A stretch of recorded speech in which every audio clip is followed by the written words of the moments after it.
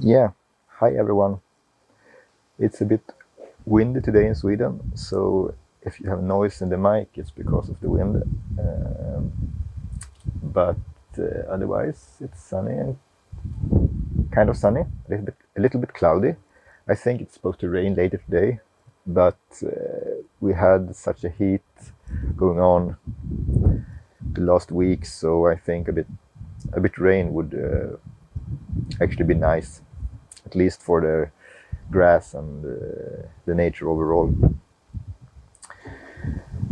Uh, Before I start this video, just a shout out to Off the Mats podcast. I have been a guest there a few times.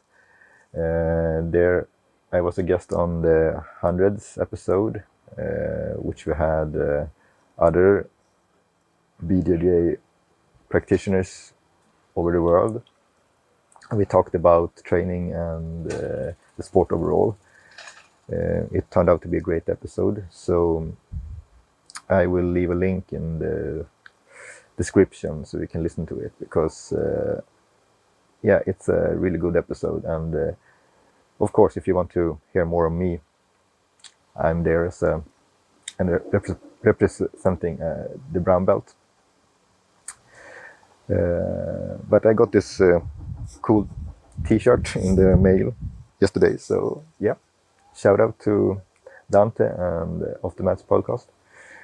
I'm not paid in any way, but being a guest on podcast has always been a fun thing to do.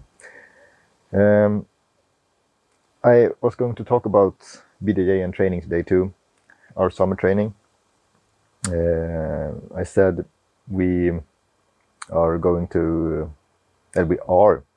practicing throws and judo throws this summer, me and Muan, and we will be continuing in doing that. I will be putting down a clip after this video, so where I explain the Uchi and how it can be done in Nogi, because without gi it's kind of difficult to find the grips.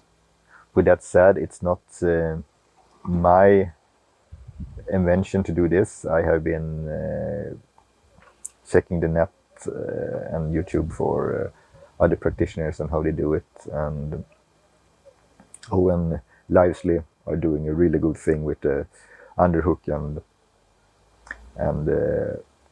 lockdown of the shoulder, which I was copying. So that's what we have been doing. Other than that, I have been training a lot of stand-up with my coach. Our goal this summer is to get at least one session every week where we go 20 3-minute rounds in a row with just a few seconds of rest in between. So we will go at it for about an hour, and that's to get down the technique standing and get more relaxed, but also to get the cardio up, because the cardio have been taking quite a toll during the pandemic. Even though we've been training private alone, you can't really train cardio in the same way as you can in the gym. So I wouldn't say my cardio is bad. It has been worse, but I need to step it up a bit. So this is really, really good. 20 rounds in a row is grueling. But I think the first 5 rounds is the worst. After 10 rounds, you will get into the groove and can just relax a bit more and just feel each other out in another way, and don't get so tense. So yeah, it's been really good, and as I said, we will be trying to do this at least once every week. So we did a session yesterday, and my body is kind of my body is kind of sore today. I have a bit of neck pain, and my back is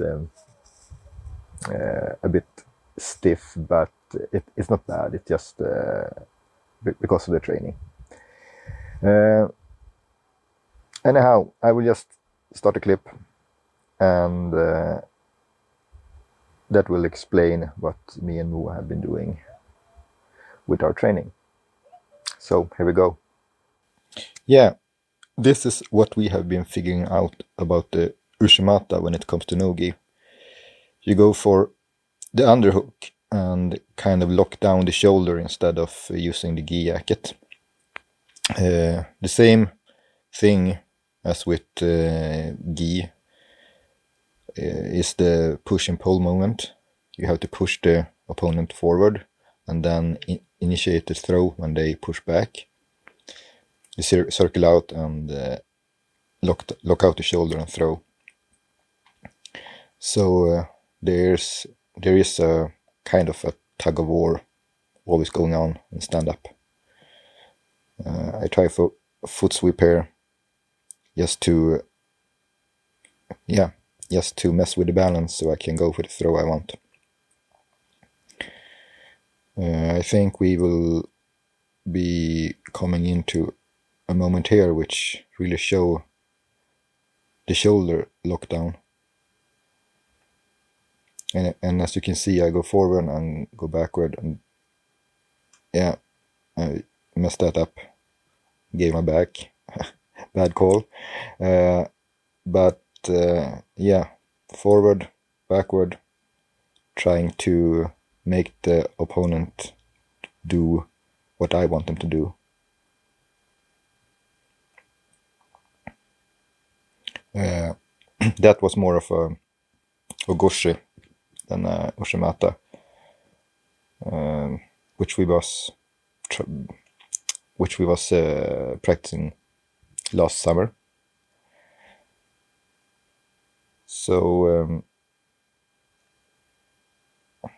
yeah, throws are hard to do when your opponent is resisting. I think it's here we can see the lockdown of the shoulder.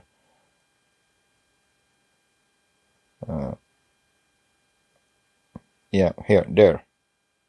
Then bam.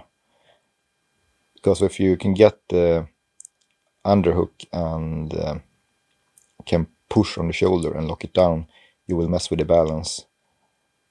And their reaction will be to stand up. And when they stand up, you move in and put your hip against their hip and can initiate the Ushimata. Yeah, it's a really fun throw. And as you can see, you don't need that much of a space, just so you can practice this push forward and backward momentum. And always try to do something to make them react, and then go for the thing you want.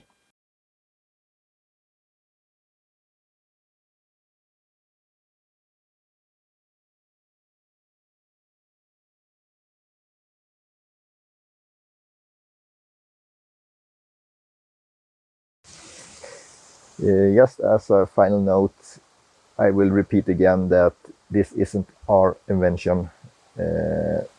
We have been doing some research on YouTube and from other video practitioners when it comes to finding grips in Nogi, and especially Owen Livesley.